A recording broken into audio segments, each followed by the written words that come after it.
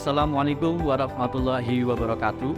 Perkenalkan, saya Slamet Sulistiadi, STP MSc, dosen tetap program studi teknik pertanian dan biosistem Universitas Nahdlatul Ulama Purwokerto.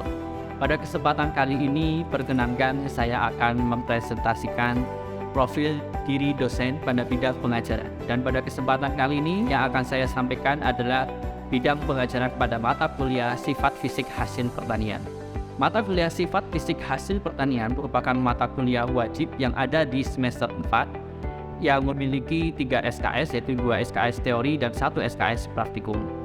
Mata kuliah sifat fisik hasil pertanian merupakan mata kuliah yang mengkaji tentang karakteristik fisik dari produk pertanian. Yang dikaji adalah karakteristik dasar dan juga prinsip dari karakteristik fisik, serta mengkaji metode yang digunakan dalam proses pengukuran sifat fisik hasil pertanian.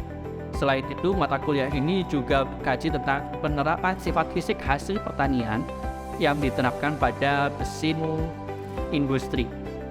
Pada mata kuliah sifat fisik hasil pertanian, bahan kajian yang disampaikan ke mahasiswa antara lain memiliki capaian pembelajaran. Yang pertama, mahasiswa mampu mengidentifikasi sifat fisik hasil pertanian dan juga perubahan pada sifat fisik hasil pertanian. Yang kedua, mahasiswa mampu menganalisis faktor yang mempengaruhi sifat fisik hasil perubahan pada sifat fisik hasil pertanian. Kemudian yang ketiga, mahasiswa mampu mengidentifikasi metode yang digunakan dalam proses pengukuran sifat fisik hasil pertanian. Yang keempat, mahasiswa mampu mengidentifikasi dan menganalisis sifat fisik hasil pertanian yang diterapkan dalam sebuah teknologi mesin produksi. Kuliah sifat fisik hasil pertanian dilaksanakan secara tatap muka, kemudian memiliki bahan kajian sebagai berikut. Yang pertama adalah definisi dari sifat fisik hasil pertanian. Yang kedua, pentingnya mempelajari sifat fisik produk pertanian. Kemudian yang ketiga, karakteristik umum produk pertanian dan klasifikasi sifat fisik produk pertanian. Yang keempat, pengertian sifat fisik untuk sifat bentuk, ukuran, volume, dan luas permukaan. Kemudian yang kelima, sifat fisik warna, porositas, dan spesifik grasiti. Kemudian sifat kerusakan produk pertanian secara kimiawi. Selanjutnya itu kerusakan produk pertanian secara mekanis. Yang ketujuh yaitu sifat fisik densitas, finus modulus, dan analisis proximat dan juga kadar air. Yang ke-9, water activity, konduktivitas, viskositas, dan sifat vertis. Yang ke-10, teknologi pengolahan, proses pengupasan, dan juga proses sortir. Yang ke-11, teknologi pengolahan, penggunaan sensor, dan kinerja komponen. Yang ke-12 yaitu penerapan sifat fisik pada beberapa proses produksi. Perkuliahan sifat fisik hasil pertanian diawali dengan proses pembaharuan pada RPS yang dilakukan di awal semester, yang dilakukan oleh dosen pengampu yaitu saya Slamet Sulistiadi dan juga Ibu Hanis Adila, STP MSc. Setelah itu kami juga berusaha membuat kontrak pembelajaran. Dalam kontrak pembelajaran ini nanti akan kami sampaikan di kelas untuk disetujui oleh mahasiswa. Selanjutnya dalam persiapan juga di sini kami berusaha untuk menentukan konsep, antara lain bahan ajar yang kita gunakan, buku referensi yang kita gunakan, apakah buku referensi dari mana yang kita gunakan, seperti buku dari Sapit, Food Engineering, ataupun buku dari universitas lain yang mengkaji tentang sifat fisik hasil pertanian. Kemudian dalam proses delivery juga di sini kami mencoba mengambil studi kasus yang kami ambil dari referensi, buku-buku referensi ataupun studi kasus yang ada dalam industri, di mana studi kasus di sini nanti akan dibahas, akan dikaji oleh rekan-rekan mahasiswa. Beberapa alat pendukung multimedia yang kami gunakan untuk memperlancar proses perkuliahan seperti PowerPoint, PDF, kemudian media laptop, proyektor, dan juga WhatsApp group untuk koordinasi terkait jadwal perkuliahan dengan mahasiswa, terkait lokasi perkuliahan dengan mahasiswa, apakah ada perubahan atau tidak. Kemudian di sini juga kami berkomunikasi dengan mahasiswa menggunakan SIAKAD, yaitu sistem akademik santri yang disediakan oleh Universitas Nahdlatul Ulama Purwokerto. Dalam proses perkuliahan, interaksi yang dilakukan di dalam kelas yang pertama yaitu berdoa tentunya dengan pengucap salam, kemudian menanyakan kabar dari mahasiswa, kondisi mahasiswa, kemudian setelah itu biasanya memberikan motivasi agar mahasiswa bersemangat mengikuti perkuliahan yang akan dilaksanakan, terus menyampaikan pemaparan materi. Materi bisa disampaikan dalam slide, PowerPoint. Selain itu, mahasiswa bisa juga menyaksikan materi yang ditanyakan dalam bentuk video. Dalam slide atau dalam bentuk video nanti biasanya akan diulas poin-poin penting yang akan saya catat dalam papan tulis, kemudian dibahas bersama dengan mahasiswa. Dalam proses interaksi dengan mahasiswa juga dilakukan proses diskusi. Mahasiswa biasanya dibuat kelompok ataupun secara individu untuk memecahkan sebuah studi kasus. Sebagai contoh studi kasus yaitu sifat fisik hasil pertanian pada produk padi. Pada produk padi biasanya ini padi kemudian digiling, kemudian dari digiling tersebut dihasilkan seperti beras, kemudian merang ataupun gabah ataupun bekatul yang sudah terbagi-bagi. Itu sebenarnya dimulai dari adanya identifikasi dari sifat fisik. Bagaimana mahasiswa menghubungkan antara kajian sifat fisik dengan teknologi yang dihasilkan.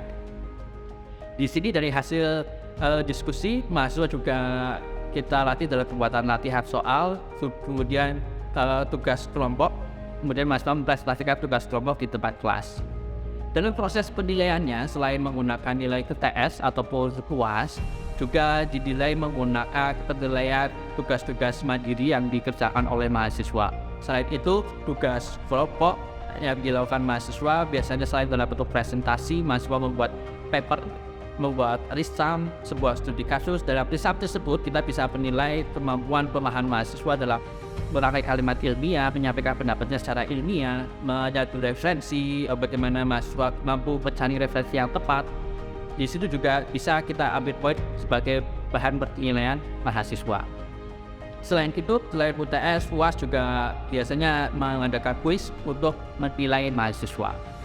Dari hasil penilaian tersebut, kemudian kami membuat rubrik penilaian, kami sesuaikan dengan kontrak yang sudah disetujui dengan mahasiswa. Mungkin itu saja persiapan dari proses pembelajaran yang akan saya sampaikan di tayangan setelah video ini, yaitu proses pembelajaran mata kuliah sifat fisik hasil pertanian yang dilaksanakan di kelas dengan mahasiswa. Demikian yang dapat saya sampaikan. Terima kasih. Assalamualaikum warahmatullahi wabarakatuh. Bismillahirrahmanirrahim. Assalamualaikum warahmatullahi wabarakatuh. Waalaikumsalam warahmatullahi wabarakatuh. Sehat semua? Alhamdulillah. Gak ada yang sedang bersedih ya? Patah hati. Insya Allah semuanya sehat dan bahagia, yang penting ya. Baik, pada kesempatan kali ini pertemuan pertama kita akan berkuliah dengan mata kuliah baru, yaitu sifat fisik hasil pertanian. Baru untuk kalian maksudnya. Sifat fisik hasil pertanian. Dengan dosen pengampu saya Slamet Sulistiadi, STPMSC, dan juga Ibu Hanis Adila Lestari, STPMSC. Nah, mata kuliah sifat fisik hasil pertanian. Kira-kira kalau dilihat dari gambarnya, kalian sudah bisa membayangkan isinya tentang apa? Sifat. Sifat itu kata lain sifat apa? Sifat ciri-ciri, sifat karakteristik, ya, karakteristik sifat, karakteristik dari fisik produk pertanian. Nah, di sini ada gambar buah ceri. Buah ceri ini dia memiliki warna-warna yang berbeda-beda. Kemudian di bawahnya itu ada penggaris. Tentunya dia memiliki dimensi yang berbeda-beda. Dari perbedaan ini, itu kita bisa mendetailkan, bisa mengetahui bagaimana produk buah ceri ini bisa kita olah selanjutnya, atau kita membuat produk pertanian ini menjadi tingkat industrialisasi itu seperti apa, dengan membuat alat-alatnya tentunya. Misalkan alatnya menyaring bagaimana yang matang, bagaimana yang mentah, bagaimana yang keras, bagaimana yang dia itu sobek, itu bisa dibuat dengan produk-produk dari kita mengkaji sifat fisik hasil pertanian. Nah, pada kesempatan kali ini kita akan belajar tentang sifat fisik hasil pertanian. Untuk pertemuan pertama, Tentunya di sini saya akan mengenalkan tentang kontrak pembelajaran. Kontrak pembelajaran biasanya kalau sifat statistik hasil pertanian itu ada 3 SKS, 2 SKS perkuliahan, 1 SKS untuk praktikum. Untuk komposisinya, ini tawaran dari saya, tugas terstruktur 20%, praktikum 20%, UTS 30%, UAS 30%. Ini secara ideal seperti ini. Ada yang mau memberikan masukan atau pendapat? Setuju dengan proporsi ini? Setuju. Oke. Kemudian untuk mata kuliah sifat statistik hasil pertanian nanti ada buku pendukung. Buku pendukungnya salah satu dari Mostenin, kemudian dari Sarpil, ada dari Rao juga. 3 buku itu yang saya ambil materinya untuk saya tampilkan di perkuliahan. Kemudian selain buku-buku pendukung, kalian juga bisa belajar dari jurnal-jurnal yang mengkaji tentang sifat statistik hasil pertanian. Nanti juga akan saya berikan sedikit trik-trik bagaimana cara mencari referensi, tentunya terkait dengan sifat statistik hasil pertanian. Misalkan kata kuncinya apa saja sih, kita nyarinya di jurnal mana gitu. Nanti akan saya berikan ke kalian. Kemudian untuk sub CPNK, yaitu tujuan kalian pembelajaran di sini, kalian mampu menjelaskan tentang definisi dari sifat statistik hasil pertanian. Yang kedua, mahasiswa mampu menjelaskan tentang karakteristik umum dari produk pertanian. Nanti akan ada 14 pertemuan tatap muka, yang ada UTS, ada juga UAS. 14 pertemuan tersebut akan diisi mata kuliah, akan diisi materi yang berbeda-beda. 7 pertemuan di awal dengan saya, kemudian pertemuan selanjutnya dengan Ibu Hanis setelah UTS. Ada pertanyaan dulu? Atau ada tambahan? Pak, kuliahnya bagaimana? Kalau kuliahnya itu kita ke lapangan atau kuliahnya nonton video aja gitu? Ada tambahan? Belum ya? Masih pengennya kuliahnya standar-standar saja dulu gitu. Oke. Nah, ini bukunya. Ini tersedia secara online, bisa kalian download sendiri. Kalau kalian kesusahan download, bingung cara nyarinya, nanti bisa kontak ke saya. Saya cari kata kuncinya biar kalian bisa download sendiri latihan. Nah, untuk program pertanian, di sini kalau kalian searching untuk program pertanian, tadi contohnya cherry, budaya selanjutnya masalah produk pertanian itu ada sangat beraneka ragam. Contohnya apa ya? Ada tanaman pangan ya. Ini ada kafe yang bentuknya cabang, bentuknya ada yang bulat, ada yang cabang-cabang. Kemudian ada kedelai hitam, ada pisang, ada tomat. Bentuknya itu mereka beraneka ragam. Kalau kita mau mengolah si produk tersebut menjadi produk olahan, kita harus tahu bagaimana si produk tersebut itu akan kita perbuat atau akan kita olah. Atau apalagi dalam kapasitas yang sangat besar, kita harus bisa mempunyai alat industrial yang mana bisa menangani produk yang sangat berlimpah dengan bentuk yang beraneka ragam. Dan macam-macam produk pertanian di sini ada tanaman pangan, contohnya padi dan palawija. Padi itu bentuknya apa? Biji-bijian kecil. Walaupun kecil, padi itu tetap butuh volume. Kalau dia itu cukup banyak, dia tetap butuh volume atau tempat untuk menyimpan ruangan. Kemudian ada yang namanya palawija. Palawija bentuknya sangat beraneka ragam ya. Ada yang dia itu bentuknya tidak beraturan, ada yang ketok, ada yang mungkin dia lurus bahkan bercabang gitu. Jadi bermacam-macam. Kemudian tanaman hortikultura ada buah-buahan, sayur-sayuran, tanaman hias. Itu mereka itu bentuknya sangat beraneka ragam. Obat-obatan, tanaman industri, dan juga produk-produk lain mungkin seperti hewan ternak, ikan, itu juga termasuk hasil produk pertanian.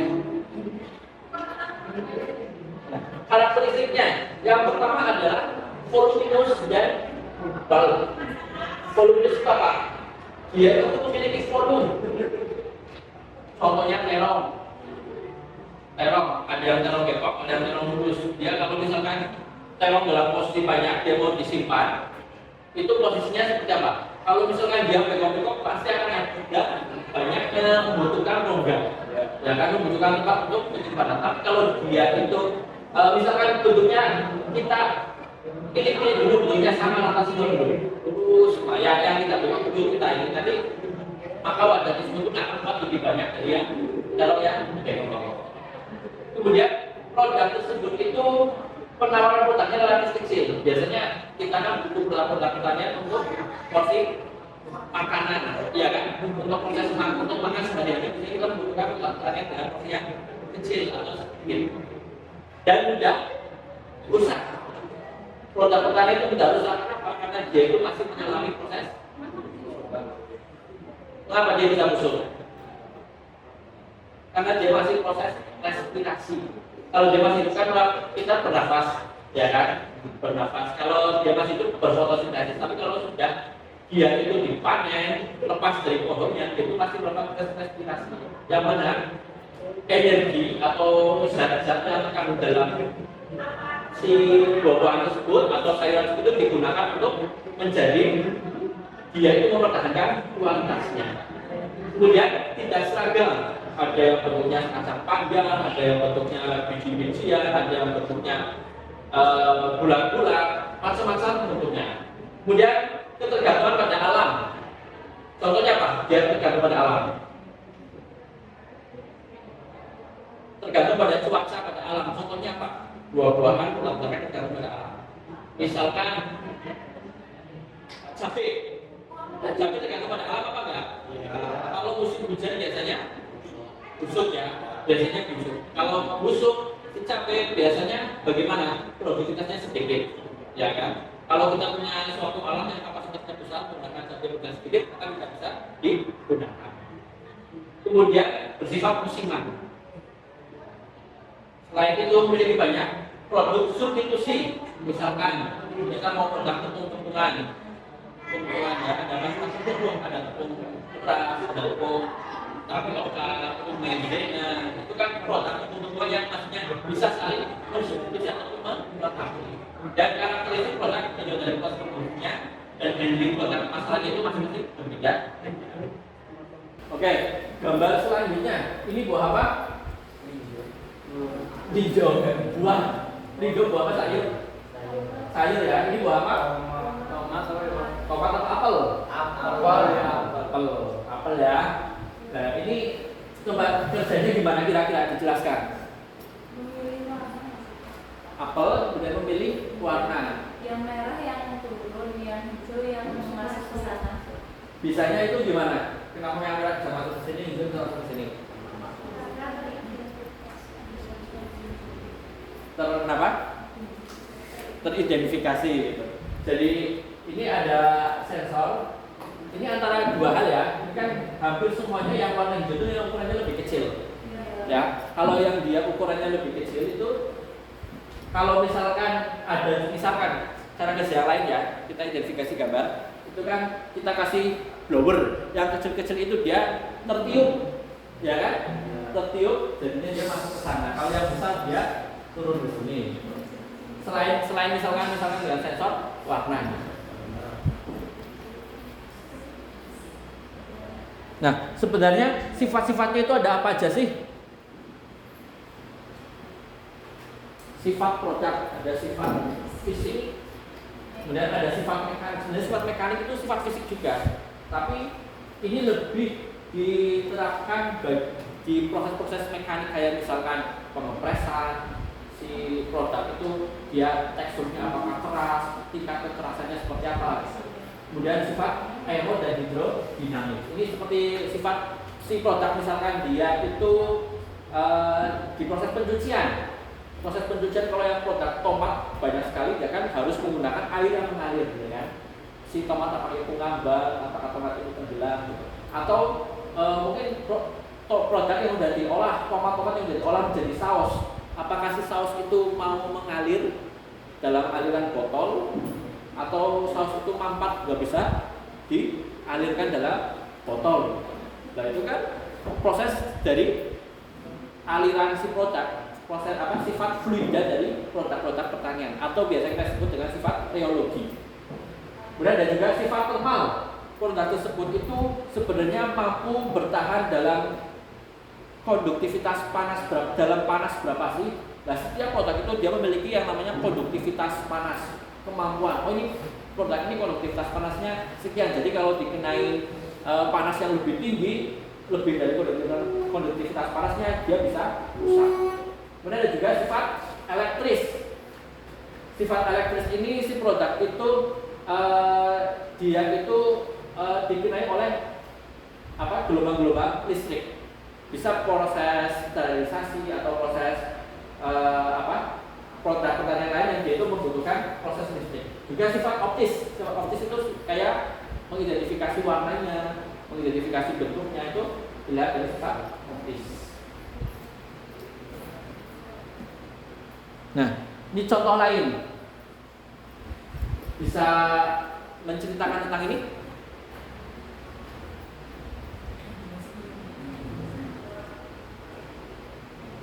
Kira-kira tentang apa?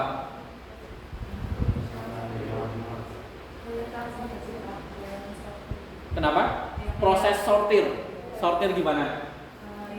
Yang putih kan masuk ke sebelah kiri, yang hitam itu masuk ke sebelah kanan. Oke. Jadi produk bagus sama produk apa? Produk bagus dan tidak bagus gitu ya, disortir berdasarkan warna ya, paling mudah ya. Tapi dia sortirnya itu menggunakan apa? Ini ada apa? Kayak roll apa tadi ya? Roll kemudian ada yang putih masuk ke sebelah pada sini, kemudian yang hitam sebelah sini. Keterangannya ini reject product, ini good quality product, yang itu good quality product. Sekarang saya kasih tugas, pasti kalian sering melihat dan terjadi di sekeliling kalian, yaitu produk padi-padian. Kalian pernah lihat selipan padi? Ya, dari selipan padi kalian ada padi, ya, padi, kemudian dia diselip. Yang terpisah apa aja? Gabah, beras, terus apa lagi? Damen, terus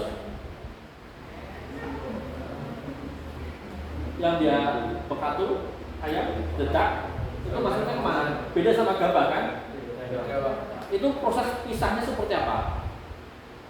Nah itu sifat fisiknya yang harus diketahui untuk memisahkan si padi itu kan padahal alat yang biasa dikatakan tradisional gitu kan. Kalau kita ngomong ya kan, kalau alat petani itu masih menggunakan alat tradisional dalam proses penyelipan padi gitu kan. Tapi ternyata kan identifikasi sifat fisiknya detail sekali di sana. Nah, tugas untuk kalian ya. Silakan buat kelompok 3 orang saja. Kalian buat kelompok sendiri, maksudnya 3 orang. Kalian identifikasi dari setiap proses padi tersebut akan diselip menjadi beras. Itu sebenarnya identifikasi sifat fisiknya itu apa saja sih?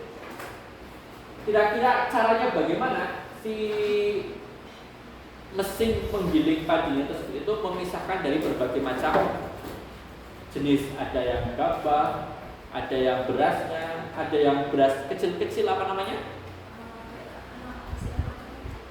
Beras kecil-kecil namanya apa?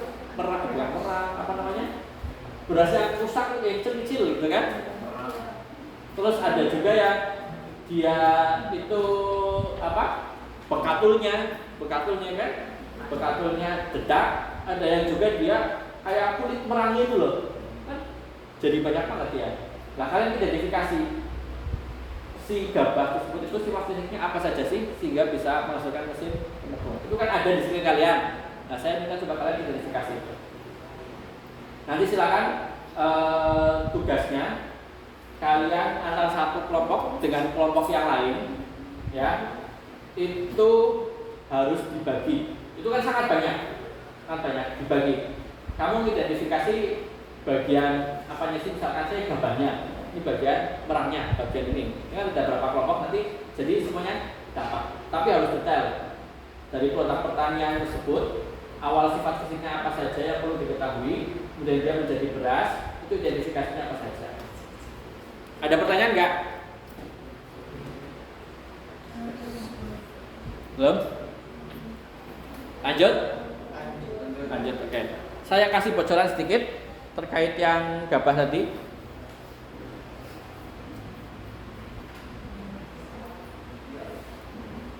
Nah, ini gambar tentang gabah. Ini gambar tentang gabah ya. Kalau kita dari teman-teman agroteknologi atau biologi biasanya identifikasi gabah itu ini berdasarkan misalkan lapisan kulitnya ini apa aja, maka tebalannya berapa gitu, kulit arinya gitu. Nah, tapi kalau kita di teknik pertanian biosistem itu identifikasinya biasanya ini gabah misalkan ditumpuk itu dia punya angle berapa sih, kemudian gabah ternyata macam-macam bentuknya seperti apa sih, kalau bentuknya misalkan seragam dia proses bentukannya seperti apa, bisa mengalir di dalam konveyor namanya, bagaimana disimpan dalam sebuah lumbung yang besar itu, silo itu bisa tersimpan dengan baik atau tidak, kemudian dimensi dari masing-masing sudutnya atau titik lumbungnya itu ternyata bisa diidentifikasi, itu mempengaruhi sifat aliran dari produk itu. Gambarannya loh, ternyata detail ya, padahal sangat sepele gitu, kita mengkaji gabah, tapi gabah tersebut ternyata jika diidentifikasi sifat-sifatnya bisa menghasilkan keilmuan yang komplit dan kompleks.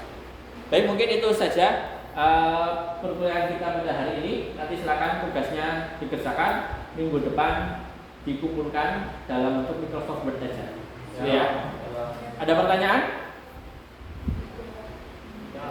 Baik, kalau tidak ada pertanyaan, saya akhiri. Terima kasih. Assalamualaikum warahmatullahi wabarakatuh. Waalaikumsalam warahmatullahi wabarakatuh. Boleh tepuk tangan untuk kita semua?